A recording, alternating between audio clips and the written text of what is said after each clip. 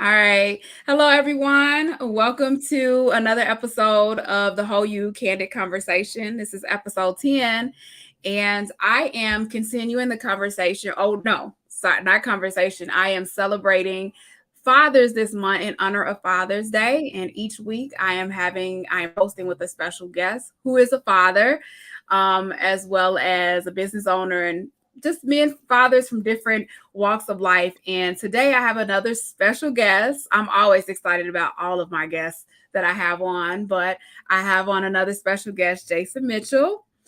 Hello. Hey, how are you? I am good. I am good. I am super excited about our conversation tonight. I think that whatever you share will be really good for our guests on tonight. So let me allow you just to introduce yourself. Okay, sure. So first, thank you for the opportunity. I really appreciate you. Hey, everybody. My name is Jason Mitchell. Um, I'm a father of two beautiful boys, a husband to an amazing wife, and I help people finance the dream of home ownership and give children backyards to play in. So I do mortgages for people that are looking for homes, also for people that are looking to invest in homes. Um, I'm a master of resource, and I really love serving people. And I think serving is at the center of what I do, which allows me to be successful. So that is me in a nutshell, really. I am so, and I really appreciate you coming on. This is my baby. But yeah, I just love having on, guests that can share so many things that is related to everyday life, but also, just to give a space for other business owners and entrepreneurs, and just to put themselves out there. I really like that you want to give kids backyards. I think that is so important. Um, how did you come up with that? So it's funny. Um, I when before I became on I got on the sales side of lending because I've been in lending for 13 years. A lot of it was spent on the operations side, and that's just the back end. But Mhm. I got into sales because I really loved the feeling of giving my son a backyard. Because I was like, I wanted to make sure he took his first steps in our house. I wanted him to Mhm. have a backyard to play in. So we bought a house before he walked, right? Yeah. Our first house, our beautiful house in Bolingbrook. And he ended up not taking his first steps in our house. He took it at my mother's house. Yet Mhm. um, there was such a joy watching him run around the backyard. Yeah. So I'm like, if this is a great feeling for me, how much greater is it to help other people with that same sort of mission and their sort of goal, right? So that's really what fueled the Give Children Backyards movement, I like to call it. Mhm. So honestly, yeah, Yeah. it's what I do, and it's what I love. That is amazing. And so you've been in the industry for, you said, 13 years. Yeah, Yeah. yeah. So I stumbled into it. you stumbled into it. How did you, I mean, how did you stumble into it? Great question. So most people that are on the lending side typically stumble into it. Like there's not Really? a growth track, or there wasn't a growth track. There wasn't a college credit that you can learn to get into this side of Mhm. lending. It's just something that you progressed into, or something you learned about. So I was Mhm. afforded an opportunity to get into lending at in 2007. If you recall, 2007, it wasn't the greatest time for mortgage lending No. in real estate. No, it's not. And that was, I guess, the impending crash was the moment that I was like, you know what, I'm gonna go into lending, right? That's a great opportunity. But in my 9 months before we got laid off because of the whole mortgage crisis and real estate crisis, I loved what I did, and so it kind of sparked in me an idea that once the market started to recover, I had to find my way back into the industry. Excuse me, and That's it just so happens that it did, and I never looked back from there. That's amazing. So, I have banking background. So, I've been a teller, I've been a banker, and I used to work for BMO. So I used to like they had I worked for the last bank that I worked for, but it's a little different. But at BMO, they have a banker for everything: small business, larger accounts. They call them wealth management bankers, and then they have the mortgage banker. It was like all separate. Well, this bank that I came from, it was like all in one. We dealt with everything, so it was a little weird for me doing that. But I have learned a lot about lending that like I didn't even know of. um I guess my question that I want to ask is, I feel like you have to have you said you kind of like stumbled into it, but in order to stay into it, you kind of have like a passion for it, right? Yeah, it's one of those industries that you have to be. I don't want to say you have to be a glutton for punishment, but it's an industry Mhm. that you have to have a little bit of thick skin in, because it's a grind. I mean, it's a tough industry. Yeah. Mortgages and real estate, it's a tough industry. So you just want to Mhm. make sure that you have the right people around you that'll support you in your mission. You have to Yes. identify with your mission, right? And why it's important. Hmm. Why am I going into real estate? What value am I presenting to this industry that can impact others in a positive way, right? Yeah. And then what resources do I need around me to make sure that not only am I successful, but the people that I'm serving are successful as well? I think Exactly. not, and I don't think that's exclusive just to lending. It's everywhere. Mhm. If you're able to Yeah. find your niche in which you can serve in a high capacity and also be served in the process, those are wins. Yes. Yes.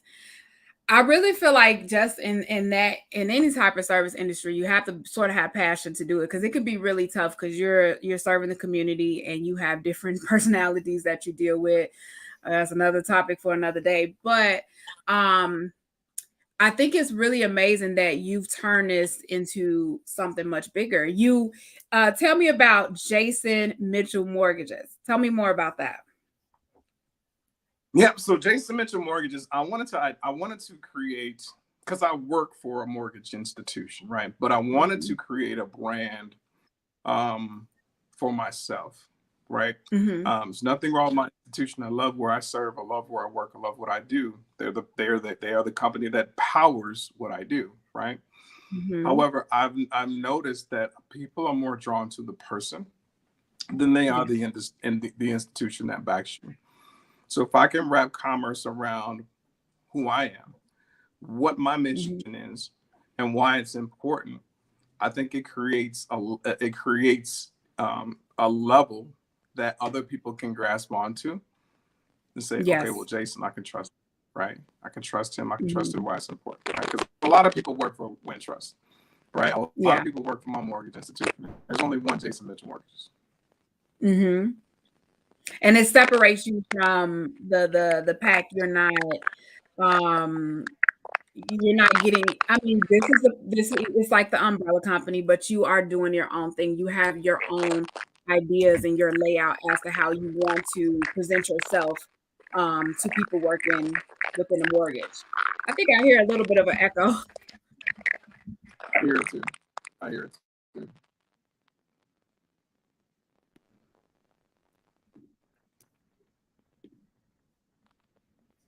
Okay. Do you hear me good? Do you hear me? It's still kind of an echo. Are you hearing? I hear echo. It's probably likely. Okay. I'm not gonna say the I name just want to make sure that before the. you can hear me good on my end. And so I just want to say, guys, if it's okay, we just have a little bit of technical difficulty. No big deal. Those things happen, right? Um, and so yeah. Did you need a second?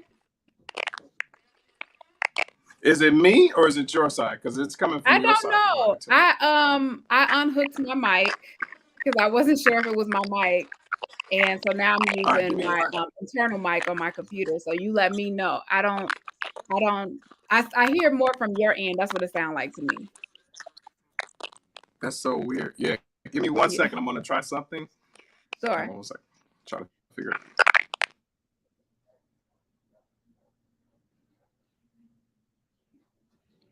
So we are still here, guys. We're just giving us a moment to get it together.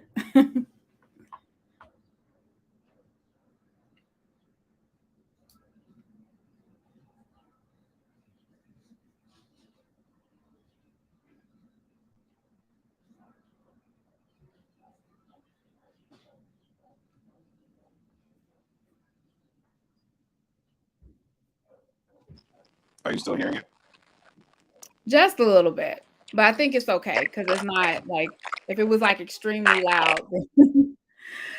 um, but I do want to so you're talking about Jason Mitchell mortgages. Let me correction. Um, so within that, let's talk about the housing market a little bit because I'm sure you're not a realtor, but I just want to make that clear. But and I'm not going to ask about the market right now. Let me rephrase that. But I do want to talk about some key things that you feel that potential homeowners should know. Because I know you do a lot of educating as well. It's not just, oh, come to me, I help you buy a home. You do education as well, which I really like that because you're educating the community. Can you tell me a little bit, like just share some key things that you think is very important for home buyers or potential home buyers? First, let me know if you still hear that little echo and it sounds okay. If it sounds okay. I don't hear echo. It was just like crackling. Yeah, Okay. I Do hear you it there. still hear the crackling now? Just a little bit.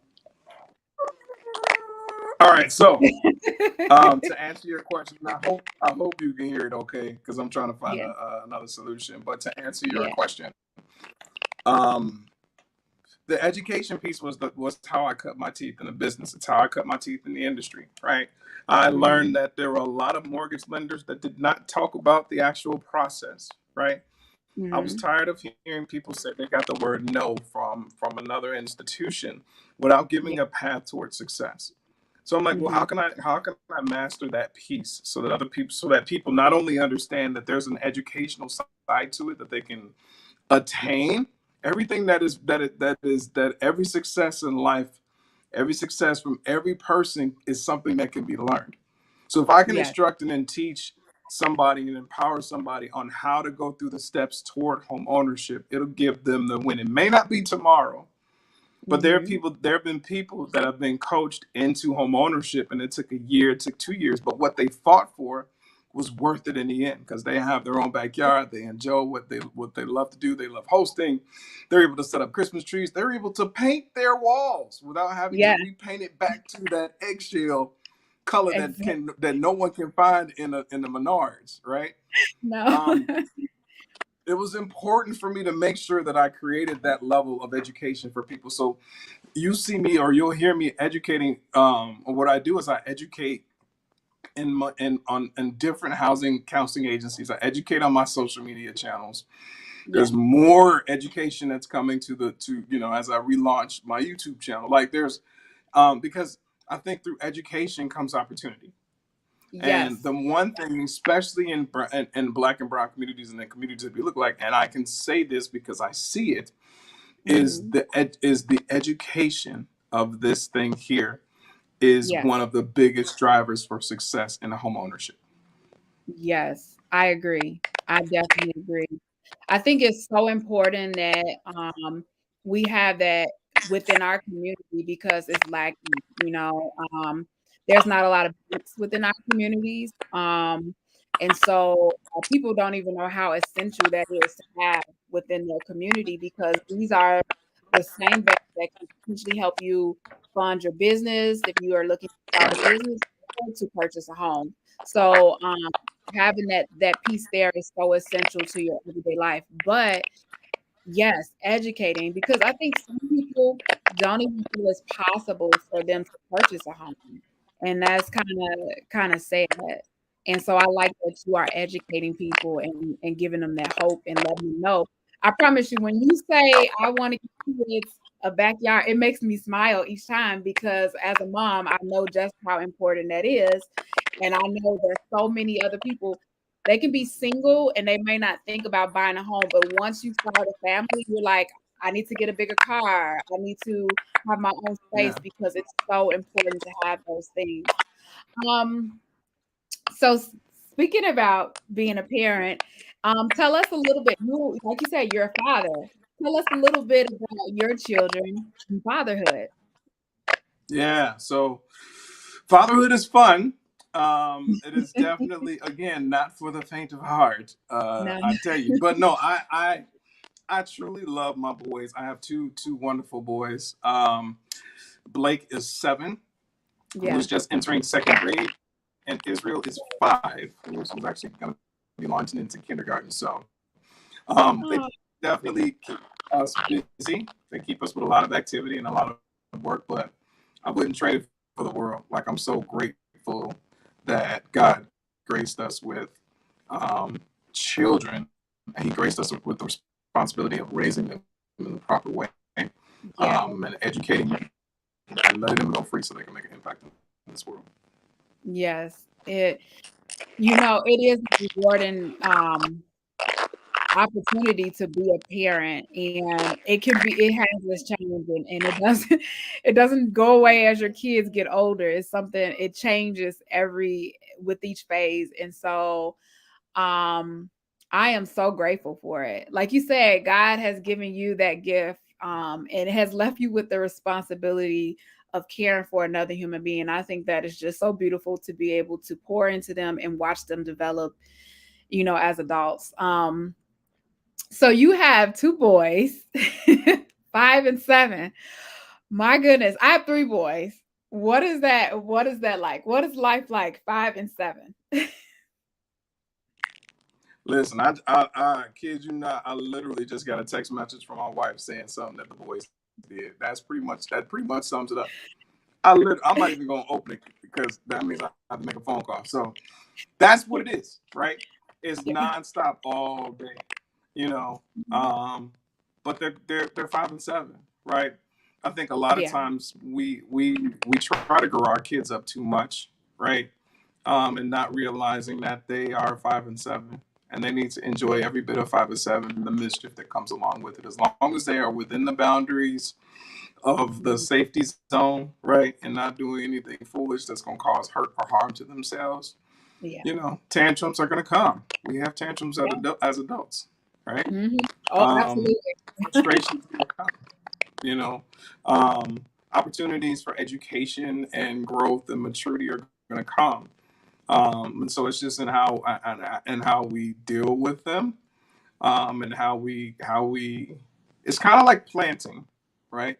Mhm. And I don't know if you're a green thumb person, but I love plants, right? Yes. Um, I have mines the in the back. plants and I see them. I was like, are Yeah. they for real?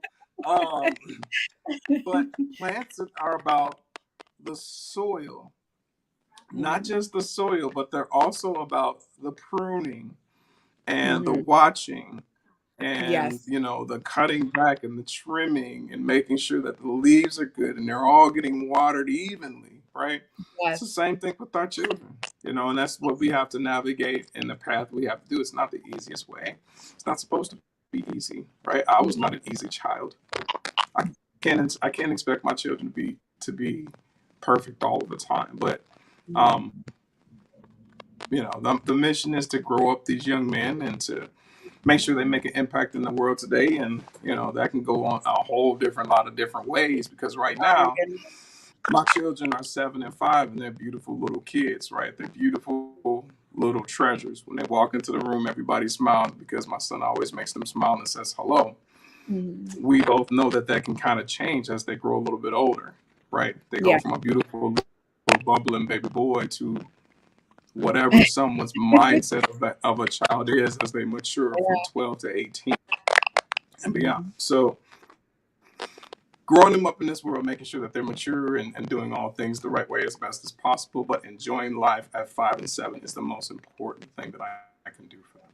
Yeah. I totally agree with that. I have 4 kids. I have one daughter, she's the eldest, and the rest of them are boys. And I firmly stick by that.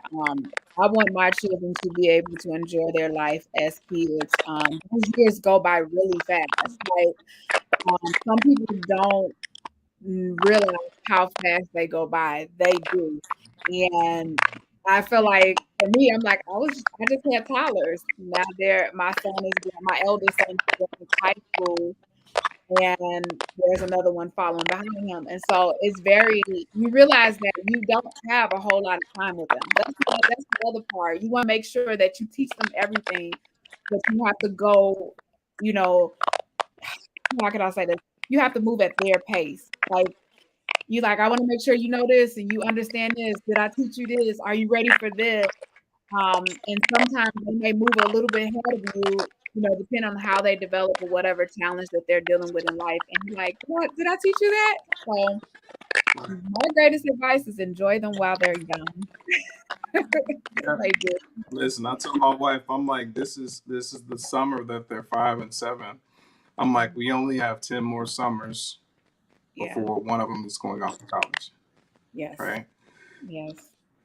I Yes. mean, when you think about it from that perspective, 10 years is not a long time. It is not. It's not a long time, No. So I think when we enjoying every have, moment. yeah, I'm sorry. Go ahead, finish what you were saying. No, I was good. I was saying enjoying every moment. That's what we're about. Yeah. I was just saying when we have them, when they're first born, you think like, oh, 18 years, that's forever. It's not. Um, my question, what is the greatest lesson you learned being a father? So my greatest lesson that I learned is I had before Blake, we had another child named Benjamin. So Benjamin only lived 5 months in gestation and passed away. Right. So So sorry. my wife had to go through labor. She had to go through contractions to deliver a baby that lived for 60 seconds. The number one thing that taught me was life is very precious, and there's not a Yeah. lot of time on this earth. So in Benjamin's life, his only moment was to actually just catch his breath.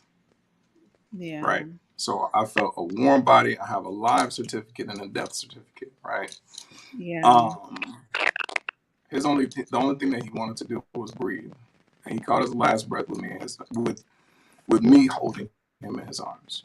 Life is too precious for us to throw it away. So if there's Yeah. one thing that I learned, it's that you enjoy every moment. Life will happen, things will happen, right? But even with you, I mean, you have a child that needs you, right? One. Um, and that's going to need you for the rest of his life. So Yeah. it's one of those things where we understand that even in that, they're Mm-hmm. so precious, and So they make us laugh and they make us cry and they make us frustrated. But they are. I would not trade. I would love for my son to have been here. He would have been 9, right? yeah. Or 8, 8, 9, 8. I would have loved for him to have been here. Yet Yeah. I know that even in his short little moment, he taught me more than I probably ever learned up to that point in my life. Oh man, Jason, thank you for being transparent and sharing that with us. I really do appreciate that. And I'm very sorry for your loss. I cannot even imagine.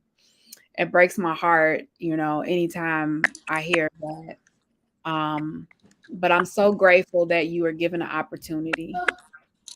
Um, Yeah. and I really appreciate that piece. Just life is precious because you see so many, I mean, even with that school student, that like rips me apart like days. And I had to kind of unplug, but it just made me think like, these children are so innocent. They don't expect like, oh, I'll die. This might be my last day here. No. They don't think about kids don't think about those things. And it's just as a parent, especially as a parent of Black young men, we've had to be forced to think about things that we don't want to think about. I mean, I'm going to still have hope for my sons and think about the future for them because I believe that they will have one. But at the same time, 100%. it's just those things. I'm sorry. That's at 100%. Yep.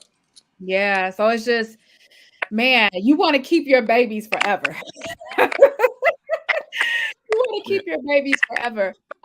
As a Black father, with everything that has happened in these recent years, how has that changed um how you father your sons? Well, honestly, it's for me. It's a standpoint of if my grandparents could endure it and my parents could endure it, there's nothing different that we're seeing that wasn't done before. So Yes. we have this as an actual reality, right? And as an actual fact that there are certain things that we have to endure that other people were born not having to endure. Having Yes. said that, that is not the thing that truly defines us, right? We are defined by the things, the impact that we make in the community that we serve. So I'm always thinking about it from going small to going big.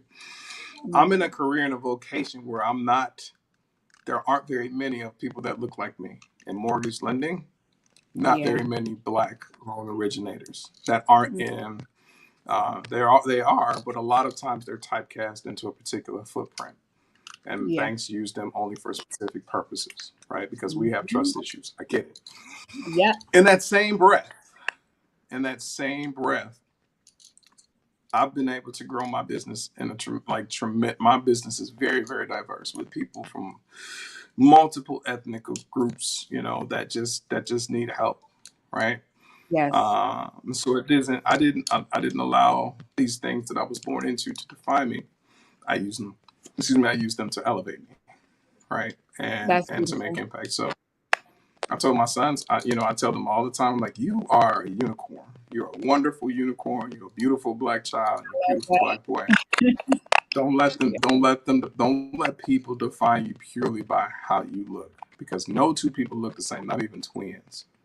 Not even Yes. twins. Yes. Right. Yes. So that's what I we. love that so much. I love that so much. I love that. And it's always good to hear the father's perspective because as a mom, we're nurturers.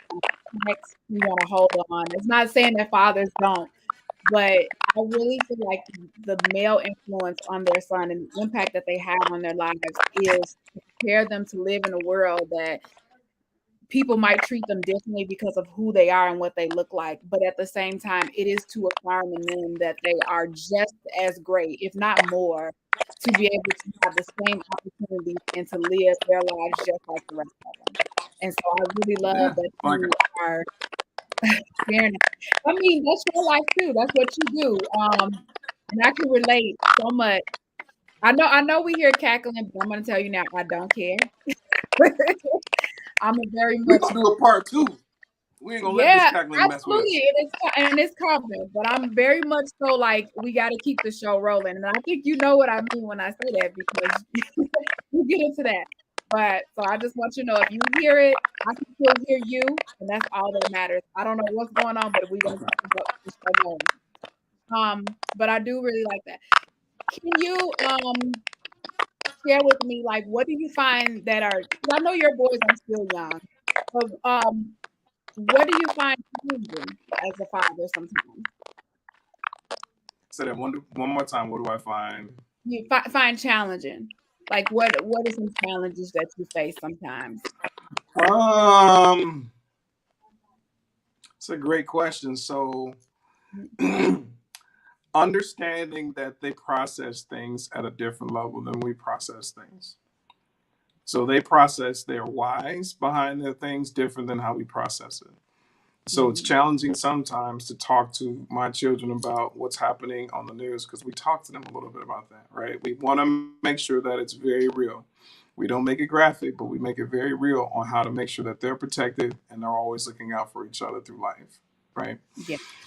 Sometimes I have to explain it in terms that are very, very, very basic, a 5 or 7 year old level, right? Which can sometimes, it's funny because it presents challenges because we don't know if they're understanding or comprehending, Yes. right? Yes. But we also Yes. understand the magnitude of the importance of why we're having these conversations, continuing to have these conversations.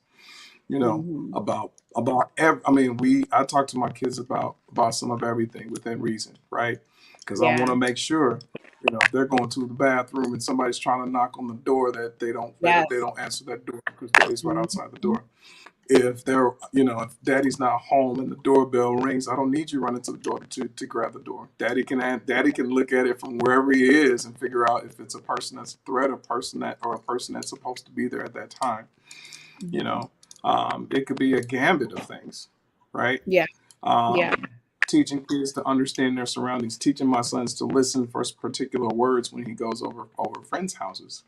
Because I Yeah. love people, I love my community, but I Mhm. still have to have that level of discernment and make sure that they're hearing to understand, and making sure that they're Absolutely. bringing back to us things that they hear that might be out of character or might be a challenge for them for us to unpack, because every household is different, right? Yes. So Yes. it's just those things. It's really just those things. Um we're teaching things at the level of their understanding so that they're Yeah. able to grow. That's really And it. And sometimes it's tough. I was just gonna say, and I feel like sometimes, I know for me growing up, like my mom, my parents, they kind of like didn't tell us everything because they were like, oh, you don't need to know these things because we're kids. They want to protect us. But I feel like you have to have those open conversations, like, about diversity, about being acceptance and to others. I have a child with special needs. So I'm I didn't, it was kind of one of those things that I didn't have to worry about because my mom, she's very like accepting of everyone. And so watching her be that way, it was kind of instilled in me. And I have an open heart for people. So I never look at anybody if they have a disability or whatever. I never look at people like, oh, you know. And I've never had an issue interacting. And if I did not understand something, I make it a business to learn. And so that's how I try to teach my kids is like to be accepting of others, show respect to people who are different than you. And it's so many things that you have to think of, but it's so important to teach them while they're young because they're going to be faced with so many people that aren't like them. At the Right. same time, you're trying to be very protective. Me, I, I am I am not very comfortable with my kids going over everyone's house. So I am very protective of them over, but with that. Now that I have Yep. teenagers, my son is older and he wants to go hang out with friends and go different places, and it's still hard for me. Yeah. Yeah. No, um, I agree. My kids and the places that they go to are extremely vetted. Like, right now he only goes to one house, and I've got the house vetted. Like, I know the family, I know the kids, yeah. I know the environment that he's in, I know their hearts. I'm good. That's the only house he goes over. Anybody else, and of course the family members that we know, love, and trust, right? Mhm. Because we have a really tight circle. But aside from that, mm-mm. You have to protect your kids. Yeah. Um, how do you balance, Jason Mitchell mortgages with family life? So I think it was for me to understand that there is no balance. Mhm. Oh, That's that's that's good. that's how balance. There is no balance. The life is always gonna pendulum swing. Always gonna Mhm. pendulum swing. Right now, I'm in a situation where the market is placing a demand for me to work a little bit more. Right, so the pendulum Yeah. swings a little bit. Where right now, I'm working a lot more hours. Mhm. But it's so that the pendulum can swing back in the other way, and I can take more trips with family. We can have a little bit more fun, and I can take less time to do what I need to do. But right Yeah. now, while we're in this building phase, um, my wife lets me go to work, do what you need to do. We'll handle it. We'll take care of it. Anything that happens, like the text message I probably just received, I handle it when I get home. I'm still dad, right? Yeah. But I Yeah. understand that life, that my work life, my business life, and my personal life is one life. So everything Yeah. is on one calendar. I make sure I time block for my family, and I make sure I time block for my business. If I have Mhm. family time blocked, I don't sacrifice. My family Yeah. time is my family time. It's actually the first thing that goes in my calendar That's for the amazing. year. Anything my wife wants to do, we have it in our calendar. The trips we want to take, between now and the end of the year, it's in my book. Like, we got it on the calendar. We have our dates for when we're going to, where vacations are, and Lord willing, we have the ability to make those moves in this competitive mortgage market. Um, Yeah. But that's what we do. That's what we do. So I think there was liberty and freedom in recognizing that this is one life, and there will never ever be a balance. There will always be a slight pendulum swing to left and the right. So long as the pendulum keeps swinging, time will keep moving and life will go well. If one goes tremendously in one direction and stays in one direction, the other side of the pendulum is going to fall. It's going to fall. Mhm. So I think that's I the like way. that. That's been my philosophy. I know, and you know what? That you always hear work-life balance, and you gave it a different perspective, and I've never even looked at it as just everything is one thing, is how you manage between the two. So I really Yeah. like that perspective. I also like the fact that you plan things, so you have a calendar. Because so many people say like men don't keep up with stuff, but you make it seem like that is a priority to you. Would I be correct in Listen, saying my that? calendar. I'm so bad with my calendar. I'm about to show you because I think it'll be blocked by the time you see it. But when you look at my calendar, I have everything in my life completely blocked with color codes, dates when things are due. Like Oh, I block my entire life. My entire life. Like that's everything amazing. is based on what's happening. Right? What's happened. Like, look, I'll show you. See it? Oh My wow, whole life is blocked. it looks like my My calendar. whole life is blocked. See? It's blocked Oh, because I understand the importance of time and understanding that time is not something I can manage. Time just exists. We exist yes, in time. Time just yes, moves. I'm talking right now in the past, and you're hearing what I heard, not what I'm saying.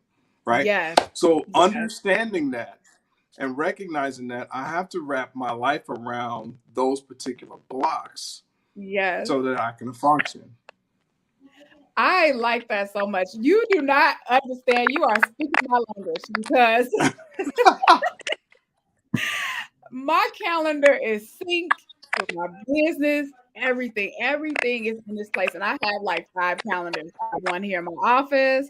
I have to know what is happening because, as you said, time waits for no one. I can't push pause button. I can push the pause button on my TV, whatever, but I cannot do it with time. Time is still going to go. And so I have to make sure that I am managing my time properly and that everything is within its place.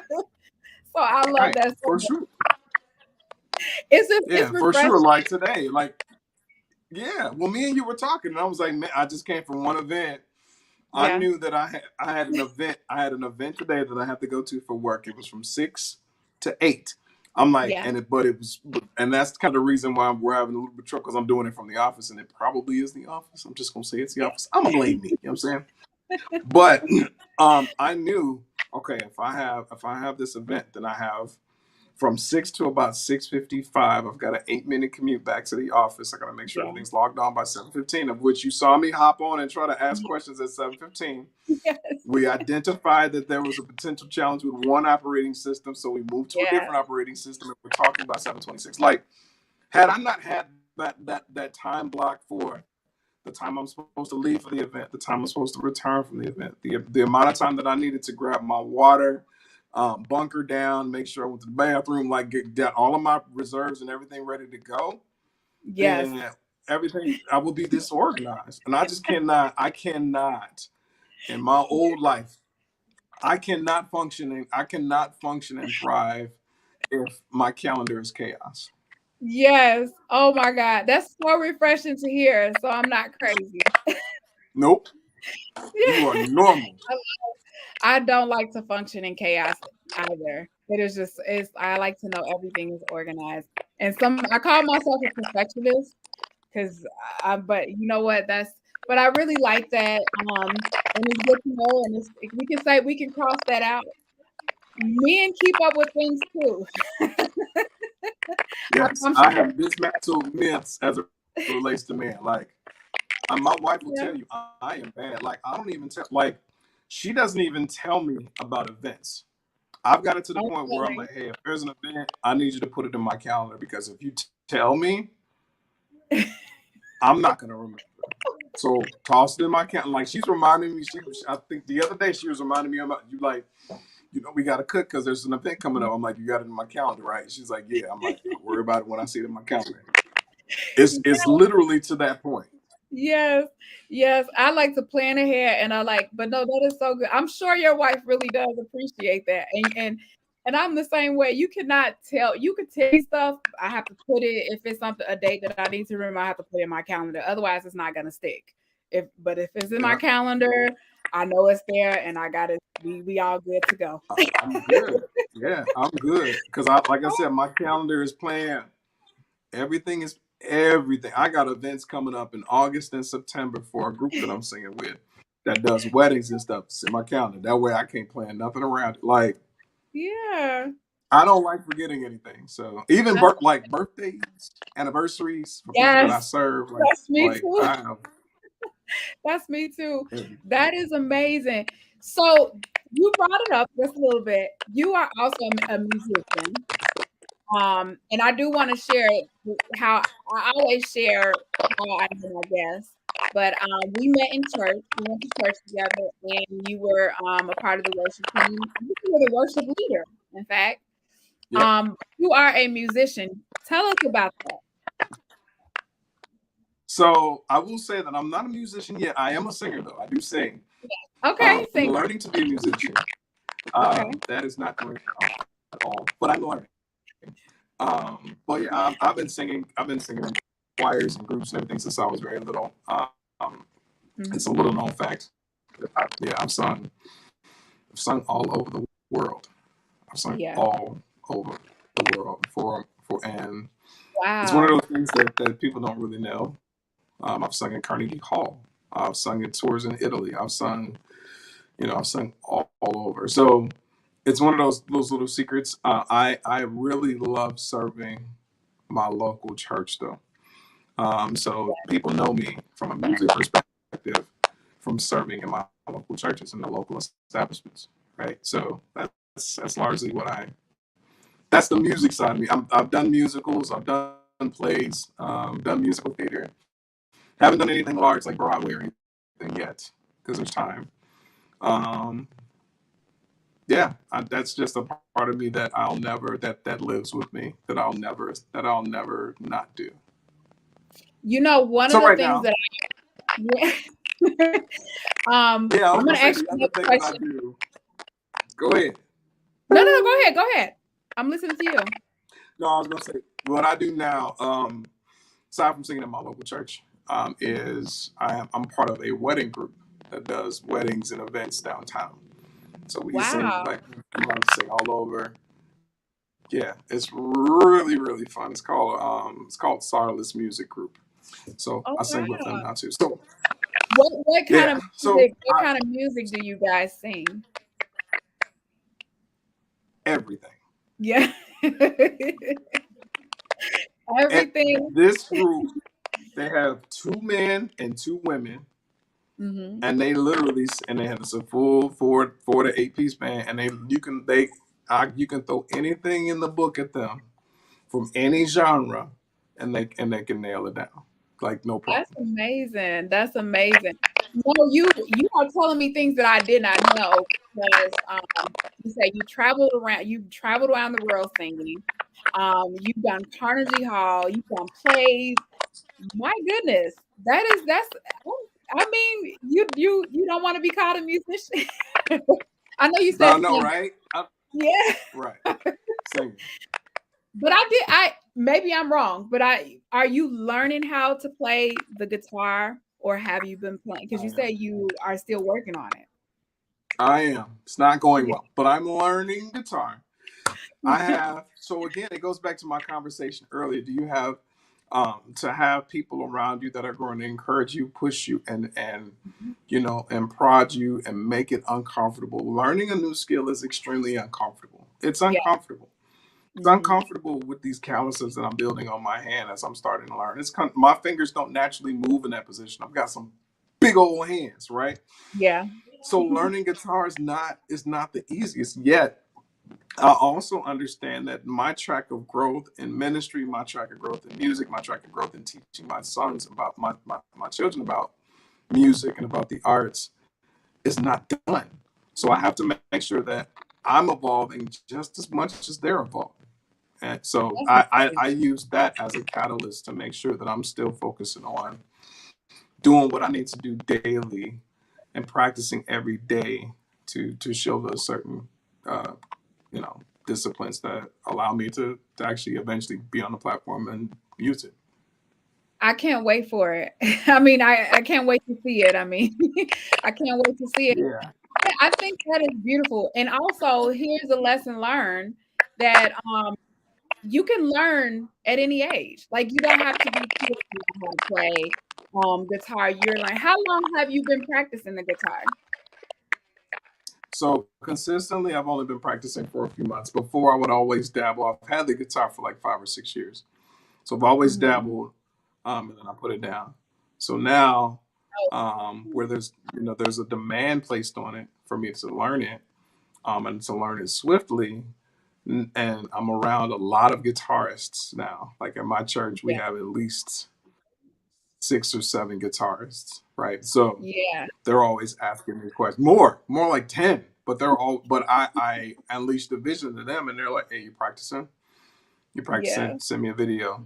Let's go through the chord book together. Show me your finger placements for these specific keys. Let me see your progress." So they're placing a demand on it, which prompts me to not let them down, right? Because I want to be a man of my word. Because I said that's what I was going to do. yeah, But it also gives opportunity for me to continue to every day just focus on, because it's something that doesn't take a lot of thought. In my career, I use a lot of my brain cells, a lot of yeah. thinking, a lot of action, a lot of phone calls. So this is Mm, literally something that's never changed. Guitar keys, guitar chords, they're all the same. I have the yeah. same eight major keys that I have to learn. It's never changed. So there's That's consistency in being amazing. consistent. No, that is amazing. The entire thing that you're learning that and then you're like, I have a demand. There's a demand on me to put myself out there. My last guest from last weekend, I think you know him. He did baking. He like during the pandemic, he said he's always cooked and loved to cook, but baking was something different, and he kind of like just took that on as a challenge from someone else, and he has his own baking company. So I love to hear that because some people think like once we become adults and once we become a certain age, that's it. And I'm like, no, it's not yet. There's always new things that we can learn. I want to learn Spanish. I learned Yeah, French. Don't ask me to speak a lick of it because it was a long time ago. yeah, But I want to learn Spanish, and I'm like, I want to learn how to swim. I never learned how to swim. And yeah. so I'm like, it's not too late for me. I can still learn those things. So you guys are inspiring me. There you go. See, You're inspiring me. I mean, I Do you? think before you decided to launch this, you had to learn this, right? This isn't Yeah. something that you just woke up and started doing, right? No. It's the same No. thing. It's the same thing. What you focus on, expand. What you focus Yeah. on, expand. Yeah. And I think that's the key. Like, no matter and I think you can agree with me, but no matter what it looks like, no matter how challenging it is, no matter who listens, who shows up, you still show up for yourself. And as you continue to do what you do and perfecting your craft, everything else will fall into place. And that's how I kind Yeah, of look at life. I never looked at it that way.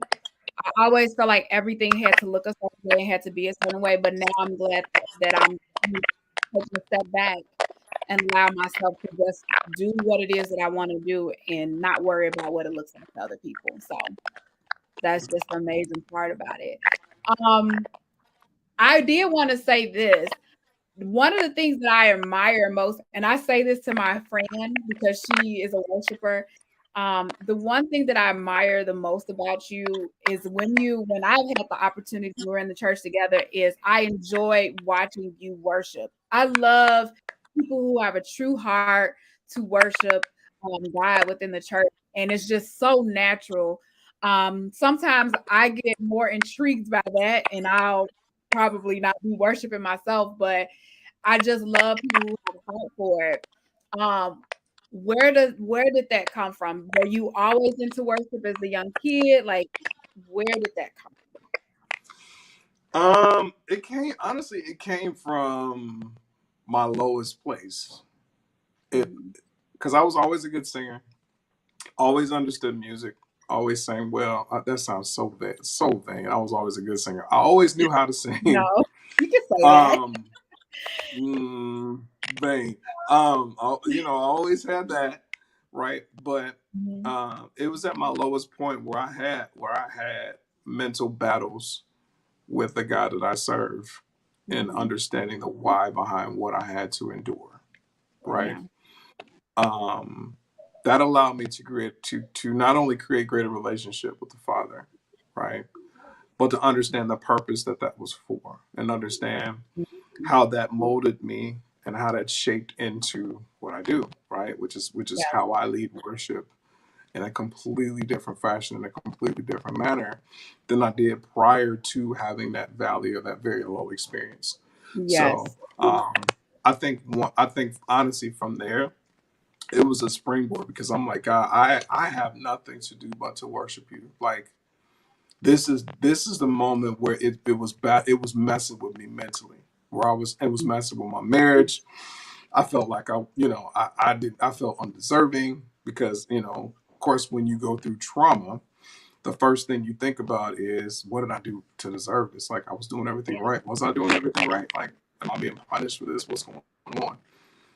But during that experience, I understood that my only way through was to just give God my all, and the worship, and to really put myself in a place elevated above where my feelings were, Mhm. right? Yeah.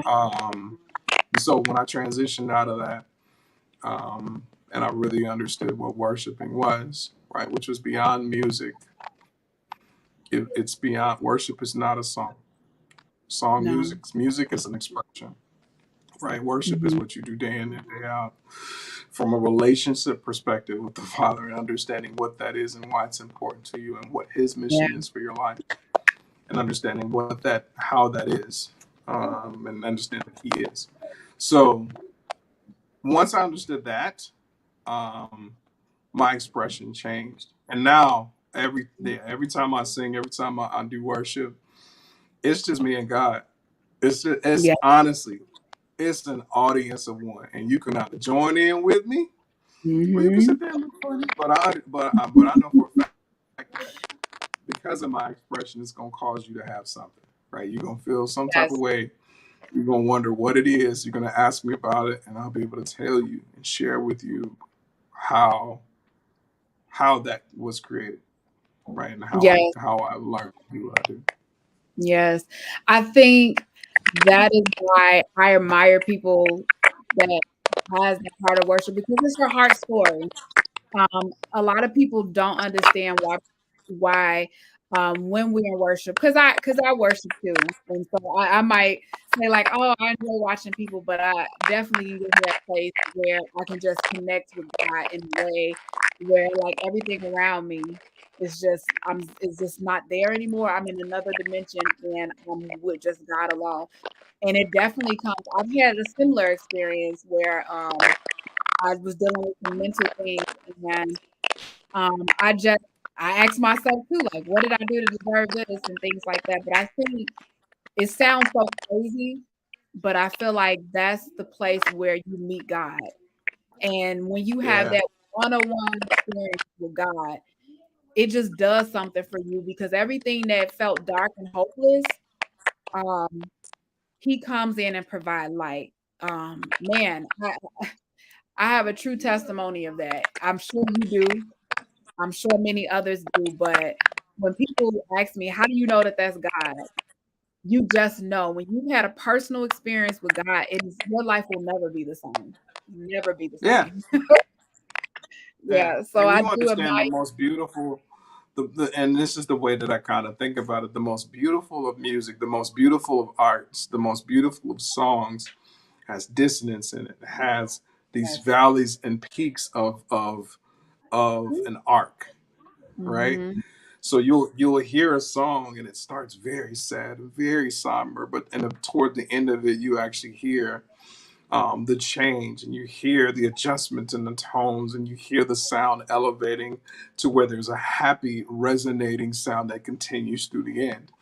That Yeah. is what life is. That is what happens in life, well, that is what life should be, because sometimes we can stay in that dark, dissonant, sad disdain for a long period of time Yes. without having any sort of hope that anything is going to get any better, right? But I Yeah. think there's beauty in story, and people shouldn't forsake it. There's nothing in life. If I didn't have those valley experiences, I wouldn't understand the meaning of joy, right? Yes. Oh my God. If I had Oh my. nothing but joy, I wouldn't Mhm. understand where sorrow is, and we have to understand it, right? Because there Yeah. are levels in which we must understand it so that we can help others through the same story. So a lot of times when it's funny when women go through, and this is true, don't crucify me, y'all, but No. when women go through when they go through child loss, they Yeah. have an entire community of people around them, even in their lowest of lows, because they have women's groups. They've got people that have gone through it that'll share stories beyond just "I'll pray for you" and "God bless you" and "God never makes mistakes," which is the dumbest thing you could say to somebody that's in mourning. Anyway, Mhm. um, they'll have all of these resources, but Yeah. as a husband, I didn't have any of that. There Wow. were there were no men's groups because men don't talk to men about these types of issues. We hold in our feelings. We're not quick to share about our experiences. Number one. Number two, because our wives are hurting so much, our main mission is to be comforter of our wives. But we rarely get the opportunity to mourn ourselves and be comforted. Yeah. How So do you yeah. change that? Well, for one, I just want to say again, I really appreciate you saying that because you are so right. There's so much support for father or mothers that have experienced the loss of a child. Um, it I can like I said, I can't imagine because that just does something to me. But no one ever thinks about the father. And I think that is so important too. But that brings me to this point of how do we learn to support our men and fathers in that way? Like, how do we change that? I mean, that's a tough question. I think it's quite hard, um, because men are always taught that they can't be vulnerable. They can't be vulnerable. We're men. We're supposed to be strong. You know, you're supposed to Yeah, be, all this, that, and the other. And we're not we're not taught or shown where those spaces can be safe for us to just have those moments and grieve and mourn or cry and not feel like we're a punk or not feel like that we're weak. No, garbage. No, you're good, my man. Thank you. Um, yeah, cleaning people helping us out. you're at work, Um, so it's fine. yeah, yeah. I think I scared the mess out of him, by the way. But anyway, not being, yeah, he was like, not having those vulnerable spots. We just don't have it, right? So Mhm, I think it's important. Um, I work to make sure that anybody that knows me, because I mean I do keep my circle tight, very very small, but I know that if there's somebody's in a challenge or in a position, and I've created enough commerce or enough relationship with them, and I mhm. invite them over to my house. We have a barbecue, and it's a safe space. We just talk, right? Yeah, We just talk, or I love we go that. to lunch, Yeah. and we'll just share. I think if we do it from that perspective, small first, I think it'll create opportunity for a little bit bigger. Because even if I say, hey, man, we're going to have a man's powwow with Mhm, 30 other men, a fraction of them will open up. Because it takes a lot, it's layers that we have to unpack mhm. of historic creation, of what our parents told us, what our grandparents told us, what granddad used to do, how we're Mhm. supposed to be a man, what society has placed on us as black fathers, Yes. and the mantle that has on us. Mhm. There's a lot that we have to unpack to get to root, right?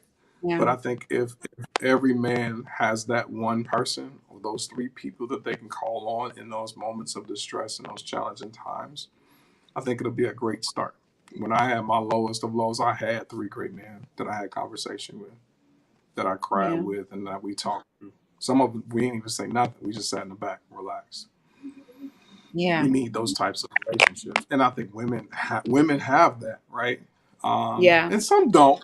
Some don't. Some I'm not going to don't. say all women do, I mean, there's but challenges definitely, but it's much easier for women to, we have spaces where we can be vulnerable and it not and not be judged by it, you know.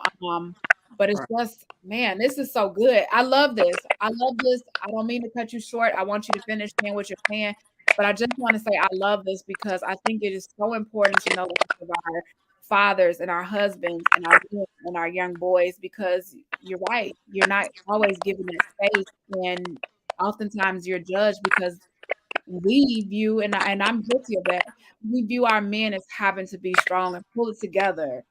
And I think that we need to change that narrative because that's, hey, you guys are humans too. You have feelings too. But let right. me let you finish what you were saying. No, I think we were finished. I think, like Yeah, you said, like I said, it's just important to make sure that every person has someone, has that one person. I think everyone in life has experienced or known of somebody that has decided to unlive themselves, right? yeah, yeah, And we see it all the time. It's almost becoming commonplace, right? I think one of the main catalysts or one of the main ways that we can kind of start that or stop that from occurring is to go deeper, even if it's just with one person, you know. Um, mm, just go deeper with that person. Have that one conversation with them. Let them be that person that you can trust. It takes while. It takes a long time to build trust.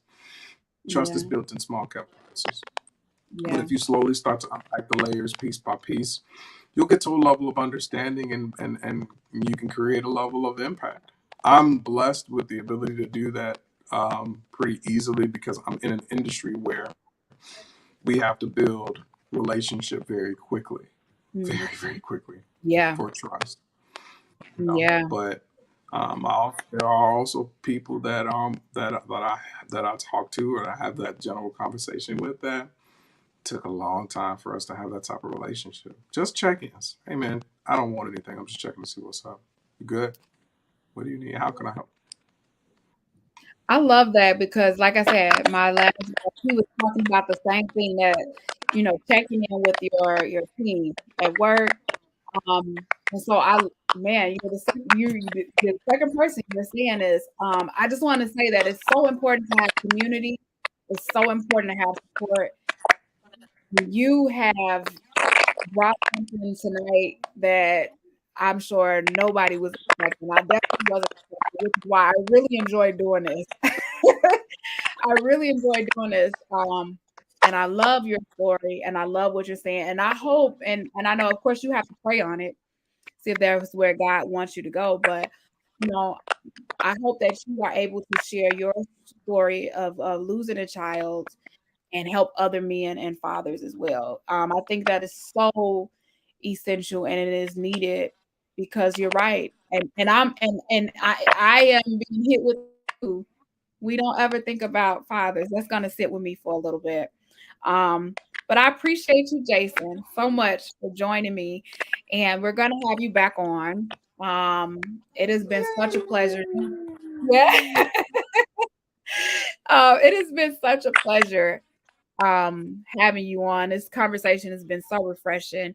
I do want to say, you guys, Jason Mitchell, he is a mortgage loan originator. Can you please tell me what is the difference between a mortgage banker and a loan originator? That's really. I mean, honestly, there's nominal differences between a mortgage banker and a loan originator. Mhm. What I do is this is how I feed my family, right? This is how we do. We're commission loan officers. Mortgage bankers, they kind of do the same thing. Mortgage brokers, they kind of do the same thing. It's just a different level of service and a suite of products that everybody offers that sets them apart one from another. but all of their missions should be the same. Let's just get people Yeah. in homes. Let's get children backyards. Let's But have some fun. Invite people. I'm sorry. I'm so horrible. I cut people. I'm working on it. I appreciate that you sharing it because like I said, I have banking experience, and when I seen your title, I was gonna ask you that, but I said no, I'm gonna wait till the show because I know some other people might wonder, like, well, is that the same as a mortgage banker? But you are a mortgage loan originator, and I want to share how you can be found because I just want to say this: support our small businesses. I don't really know if you consider yourself a small business, but I like to I like to add to that educator. You are an educator, and your goal is to give kids a backyard. That's gonna stay with me. I love that. So you guys, how you can find Jason, here it is. You can connect with Jason. He is on Facebook at the Jason Mitchell team at Wintrust Mortgage, but you can simply find him at Jason Mitchell Mortgages. That's how I found him. He is also on Instagram, same name, and he has a link tree. If you are looking at this video on my Facebook, you see the links there. All of the links are there. So just click on his link tree. It has a host of information, but you can also follow him on IG as well as Facebook. Like I said, I really appreciate this, and I really appreciate you adding value to this conversation and celebrating fathers, because you are a father, as well as a husband and soon to be music. I don't know why you not put that title in a musician. I'm just Hey, but I'll receive the musician title. Yeah, and I can't wait to see you play your guitar. And then you also are in a singing group. You are doing so much. I think it's awesome. But I don't want you to leave. Just hold on. But for everyone else, thank you guys for tuning in. We'll be back next week with another guest. Next Thursday, 7:30 p.m. Central Standard Time, right here on the Whole You Candid Conversations Facebook page, as well as if you are friends with me on my personal page or following me, you could catch it there, as well as YouTube. All of my tags are up above. So you guys come back and join us and stay tuned for another episode. And then until then, you guys stay blessed and have a good night. Thank you. All right. There we go.